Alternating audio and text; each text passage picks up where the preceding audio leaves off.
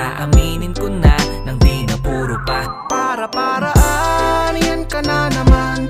Yang mga tinginan mo na yan, alam ko yan. Huwag kang mailang, sabihin mo na lang. Baka pareho lang tayo ng nararamdaman. Di naman ako makagalit, pwede kang lumapit. Pag-usapan natin ang masimulan. Di naman masamang umamin, may gusto ka ba sa'kin? Mas mabuti nang magkaliwanagan. Binibining pwede mo namang sabihin kung ako'y nagugustuhan. Handa kong makinig kung aaminin mo. O baka naman kasi ikay ng tutokso lang, pagkat natuto na dyan sa karanasan.